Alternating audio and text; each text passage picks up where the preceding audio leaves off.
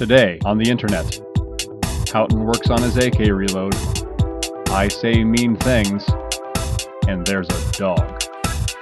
All that and more coming up.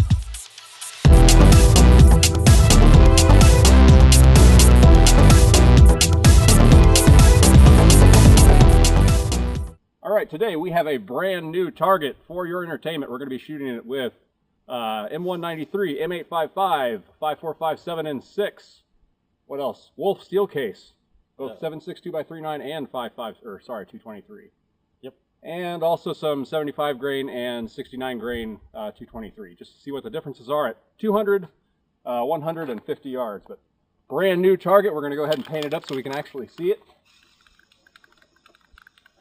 And we'll commence shooting at 200 yards. Okay, so we're going to be shooting all of our 223 and 5.56 through this 20-inch AR-15 because that's about the most barrel you're going to see at a match. It's going to give us the highest possible velocity of what's practical, what's going to typically show up at 3-gun and 2-gun, which is what we're doing around here.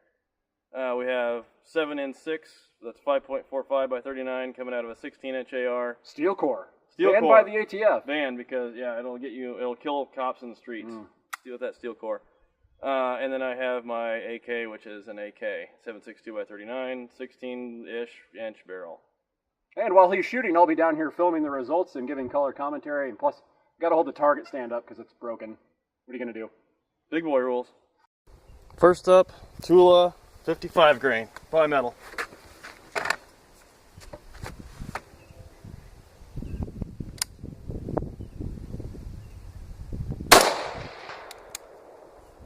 Tula 55 grain, 200 yards. It didn't do a thing. Put an X over that. And reset for the next round. Next up we have 75 grain PPU. Alright, we got 75 grain, all lead.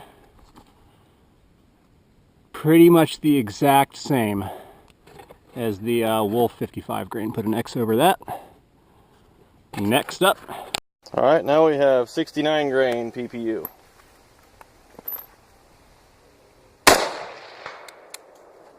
Alright, 69 grain lead.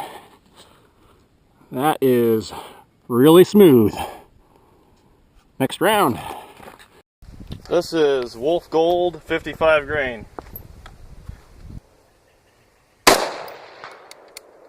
Alright, that was Wolff Gold, so it is a lead and copper jacketed round. A little bit of a dimple even at 200 yards. That's probably just due to the velocity, even though it has no steel in it.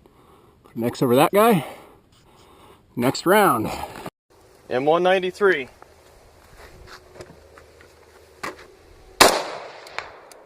M193, that's 55 grain, very similar to the Wolff, probably similar velocities. Very slight dimple, very similar to the Wolff Gold. Put a mark over that.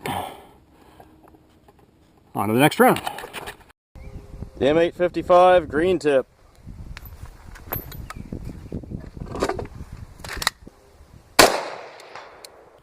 The dreaded M855 steel core. See that shiny surface there? There's a slight dimple, but most of that is just the steel that's been deposited onto the target. But really, the dimple's the same as M855. Put an X on that one and do the next guy. 5.45mm 7N6.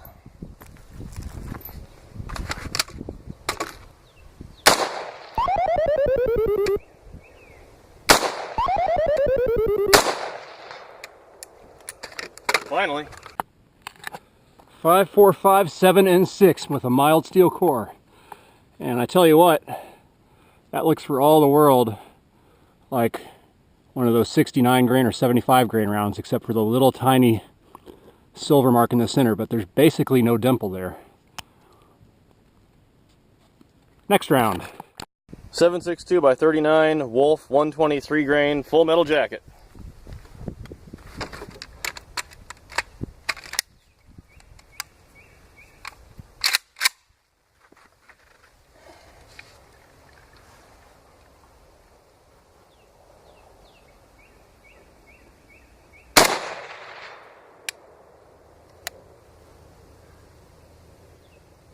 Huh, about that.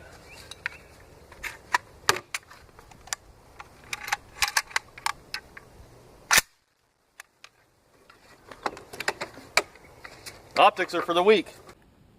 All right, 123 grain, 7.62 by 39 Tula with a bimetal jacket. I mean, you basically couldn't tell the difference if that was a 9mm round. On to 100 yards now.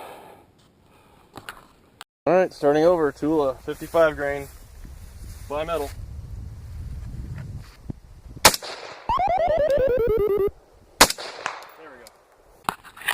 100 yards to 55 grain bimetal. There is a tiny dimple there. It looks about like what M855 does from 200 yards. X marks the spot. lieu 75 grain match. All right, we got 75 grain. Hit came in right next to one of our previous hits, but the dimple is distinct.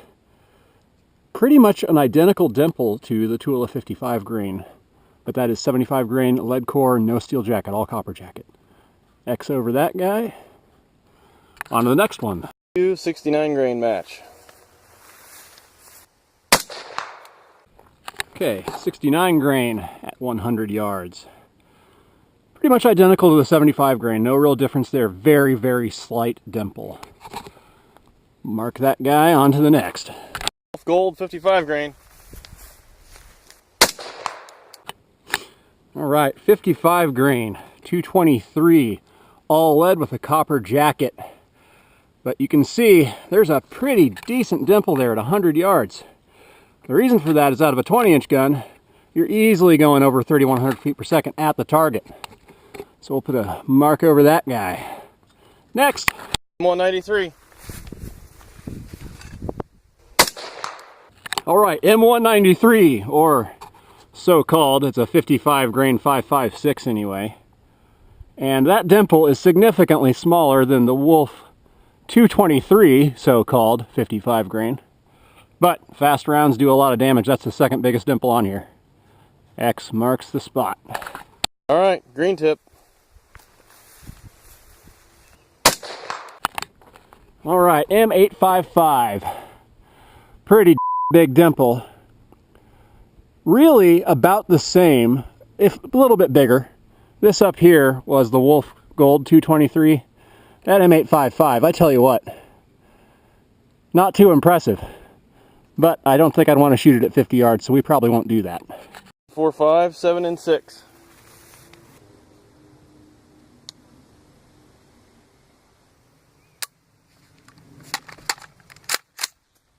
Come on, Houghton. Shoot.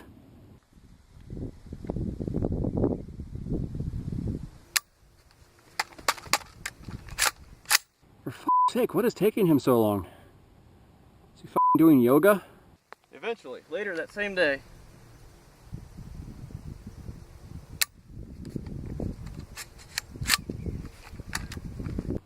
Let's go, Houghton. Shoot the gun.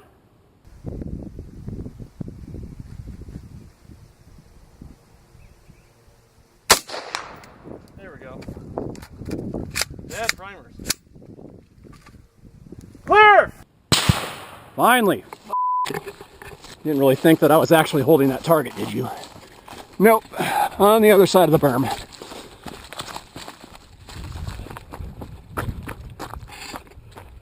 All right.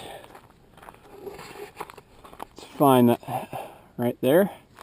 Really, really tiny guy there. That was the 5.45x 7N6. Really just a tiny little dent. Looks a lot like the 69 grain, 75 grain. Probably because it's going about the same speed. Funny how that works. X marks the spot. Next round. 39, 123 grain, full metal jacket.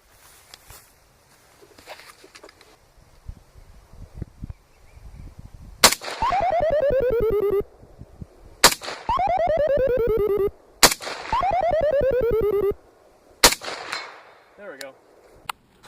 I don't know what kind of mad Houghton was talking about shooting his AK with iron sights, but he just missed a 12-inch plate 3 times in a row at 100 yards. Optics are for the weak. Optics are for the weak. Optics are for the weak. Optics are for the weak. Let's see. Oh, he got an edge hit. That's going to be a redo because we don't count those. The edge of this steel does not have the same hardness because it was cut there and there's a little bit of heat transfer. We'll do that guy again. 762x39, 123 grain full metal jacket, do over. There we go. Oh, first round. No dimple at all from the 7.62 bimetal jacket out of the AK, 123 grain. Speed is what kills a target, not the jacket construction. Next. 55 grain bimetal. Tula, 55 grain. Very, very small dimple. Not as much as 55 grain Wolff 223 or M193 at 100 yards though, and this is at 50, so not bad. Not bad at all. Next. 75 grain match. 75 grain. It's probably gonna be our best case scenario at 50 yards. Tiny, tiny dimple. Not bad. 9 grain match. 69 grain lead core, full metal jacket, copper jacket, 50 yards. Bit bigger dent than the 75 grain. It's about the only time I'm able to tell a difference at 50 yards. Very nice. Next. Gold, 55 grain. 223, 55 grain, lead core, copper jacket. Huge chunk missing. I mean, that's the biggest. That's bigger than M855 at 100 yards. So that's allowed at all major matches, but not a good idea for your steel, as you can see. Next. 93.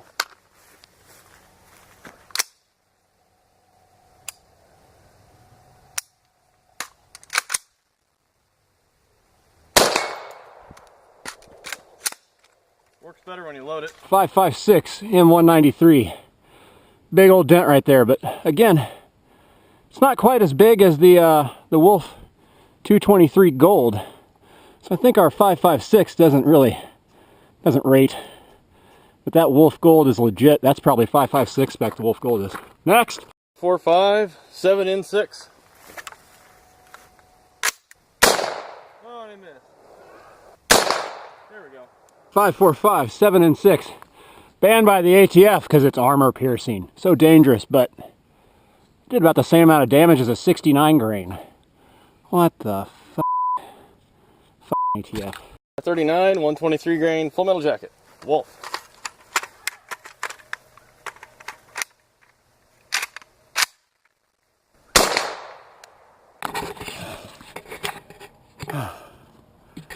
Last round of the day. Yes. God. I am so tired of running around this f***ing berm. Oh my God.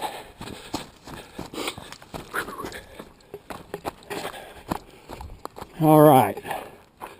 Where are we at here? 7.62. Right there. Again, looks like a f***ing pistol round. Ain't that some shit?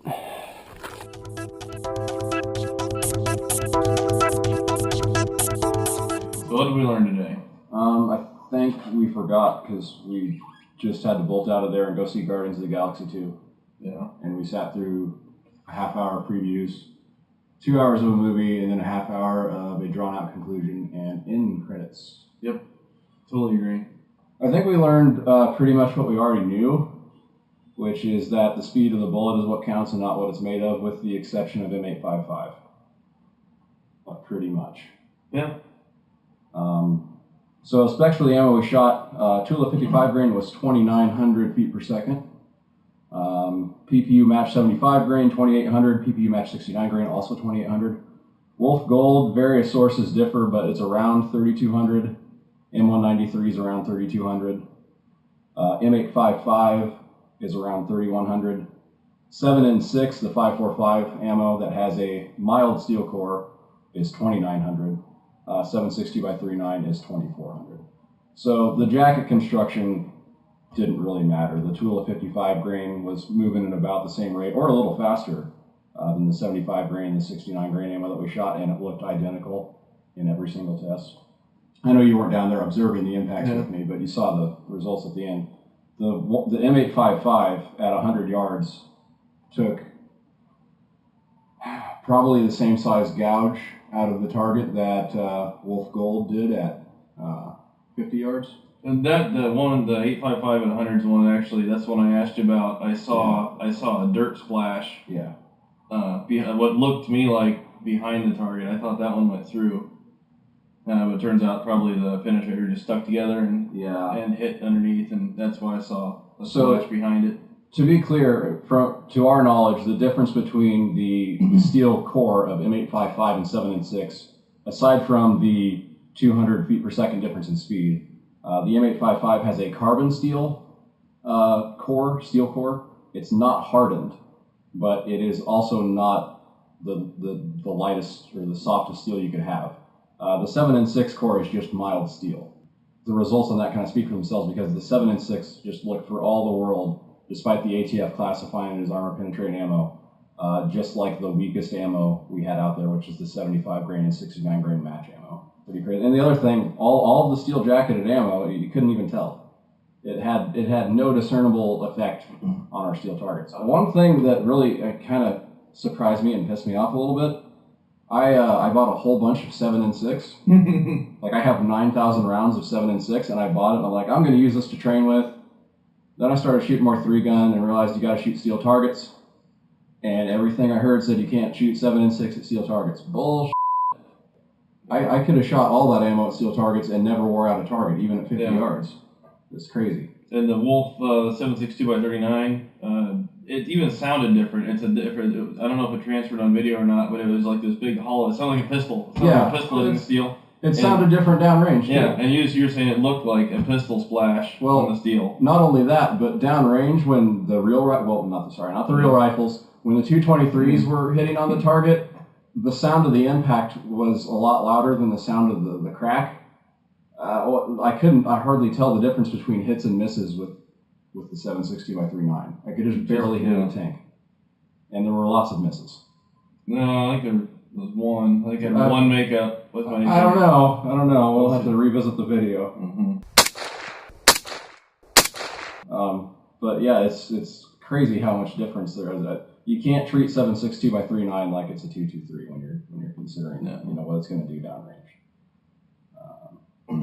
I thought AKs are more powerful, more reliable, and all that. Well, maybe that's another video. But so there's no reason to ban 7.62x39 Wolff or any of the bimetals, as far as I can see. I mean, if anybody's out running range, it's your house, your rules. But this stuff can't hurt the plates. If anything, you're going to watch out for be M855, and maybe even 193. Absolutely. Like, just if you've got people that are coming to your match and they've got longer barrels and they're shooting hot 55 grain ammo, that will tear the out of your targets. And I think I've seen this at matches before where people are like, oh god, somebody snuck some M855 in. Probably not. I mean, most people aren't stupid enough to do that, first of all, and it's pretty easy to catch them when you're ROing because it's a very clear green tip. Right, we caught guys at the 2-gun track meet. They didn't know any better. They weren't trying to get one over on us or anything. It's just it was their first match ever. And it was obvious because they show up with a bunch of green tip bullets. And if you're paying attention to the shooter as they, make ready with their gun, as you should be, you're going to catch that. It's going to be obvious.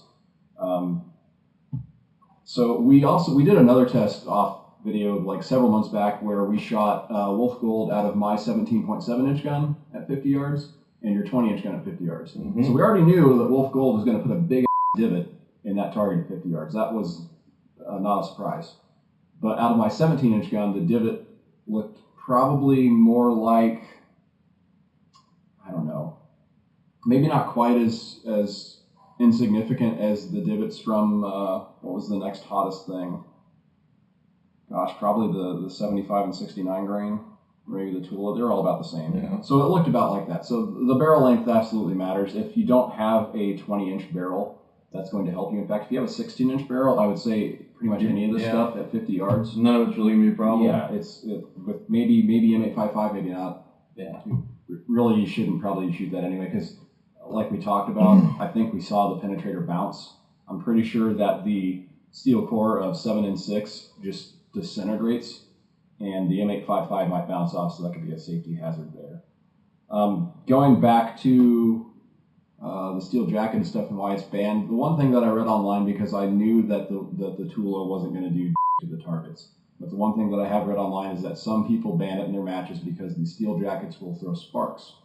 Oh, that could be. More sparks than you get, because you also get sparks with just copper jacketed lead ammo, but you get more sparks with steel ammo supposedly. And if you have a fire issue, which we do not, we live in Iowa and our range is almost always green, so we really don't have to worry about setting fires, although we don't allow tracers because it's just dumb. That's a great way to set a fire, no matter where you are. It's just not a problem. So I think for our matches, we don't really need to ban anything other than M855, and we probably need to ask people, hey, if you're shooting a 20-inch gun and you're shooting 55 grain, and if you're not hand loading it to be slow like a lot of 3-gunners do, maybe request Tula or Wolff or something. Maybe we should just have an emergency supply of Wolff ammo to give to those people to shoot our steel at close range. Yeah. It wouldn't be a problem at 100 or 200 yards. There are some matches out there, and typically it's actually not the 3-gun matches, but I've seen a lot of long-range precision matches where they don't have, obviously, they're not limited to people shooting 223s for the most part, which is what you typically see at 3-gun matches. They've got people shooting different stuff across the board, and they have a speed limit. They have a 3,100 feet per second speed limit, because that is generally the speed at which you do not want to go above to avoid damage to your AR500. And if that sort of seems to track with what we see. Yeah, the Wolff Gold 223, if that's doing 3,200 feet at the muzzle, 50 yards down range, it's not going to lose a whole lot of that energy. It's going to be going at least 3,100 feet per second when it hits that target. So, and even at 100 yards, I don't know how many feet per second it would lose at 100. I can't think off the top of my head, but it's still doing damage at 100. Pretty significant damage at 100, actually. More than I expected. Sophie, are you falling asleep? Yep, tired dogs. Oh my goodness. Why do you have gay dogs? I don't know. Well, they're not. He's gay, probably. With M855, there's definitely a combination of the material and the speed that's causing the problem. It's coming out of the muzzle at 3,100 feet per second, so it's already right there where it needs to be. You just do it on speed alone, even if it was totally lead. Yeah. So, conclusions. Don't add AR-15s to your dog. Yeah, don't do that. I don't want to do that. That didn't work out. On this episode of Mighty Car Mods, we're going to add an AR-15 to a Schnauzer. It's not a good dog mod. Yep. And bimetal jackets really don't mean anything. No. It's all about velocity. But M855 is still kind of bad for you. Yep. Kind of does the job that it was meant to do, which is a Weird. bow armor piercing round that can't really pierce armor but will damage it. Weird that the stuff performed the way it was designed to perform. Yeah. Like across everything we tested today performed as it was designed to perform. Weird. Speed matters. Speed kills. I probably shouldn't have been chewing gum this whole time. You think it's going to pick up on the camera? I'm sorry if I sound like an asshole. If you found this video enjoyable, subscribe and maybe we'll make more videos. Find our Flatland Proving Ground page on Facebook, give it a like, and maybe we'll post something. If you want to see another cool video, check out my long-term magazine spring test video on shade tree armor in the description below. Have a great day.